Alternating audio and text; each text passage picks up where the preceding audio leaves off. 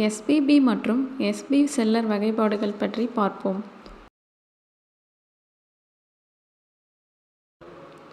உங்களுடைய ப்ரொஃபைல் பேஜில் எஸ்பிபி மற்றும் எஸ்பி அடுத்துள்ள பட்டனில் விவரங்கள் தெரிவிக்கப்பட்டிருக்கும்.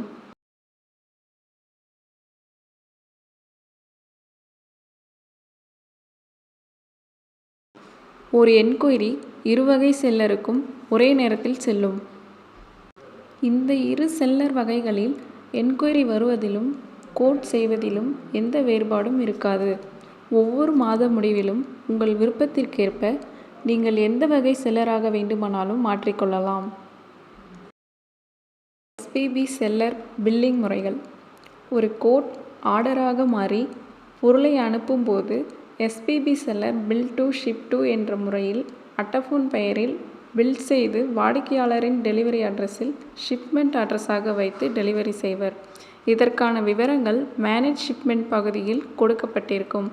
ஒவ்வொரு ஷிப்மெண்ட்டிற்கான கமிஷன் தொகையை டெபிட் நோட்டாக அட்டஃபோனில் வரவு வைக்கப்பட்டிருக்கும். அதற்கு இணையாக நீங்களும் உங்கள் கணக்கில் அட்டஃபோன் பெயரில் கிரெடிட் நோட்டாக வைத்திருக்க வேண்டும். எஸ்பி செல்லர் பில்லிங் முறைகள். ஒரு கோட் ஆர்டராக மாறி பொருளை அனுப்பும்போது எஸ்பி செல்லர் பில்லிங் மற்றும் டெலிவரி இருவற்றையும் வாடிக்கையாளரின் முகவரிக்கே செய்வர்.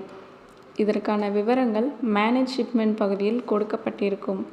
ஒவ்வொரு ஷிப்மெண்ட்டிற்கான கமிஷன் தொகையை சர்வீஸ் பில்லாக அட்டஃபோனில் உருவாக்கப்பட்டிருக்கும். ஒவ்வொரு ஆர்டருக்கான டிசிஎஸ் 52(1) மற்றும் டிடிஎஸ் 194(0) பிடித்தம் இருக்கும். எஸ்பி செல்லர் ஆகிய உங்களுடைய ஜிஎஸ்டி R1 அட்டஃபோன் மூலம் நடந்த விற்பனைகளை தெரிவிக்க வேண்டும். அட்டஃபோன் சார்பாக ஜிஎஸ்டி R8 டிடிஎஸ் 194(0) பதிவு செய்யப்படும்.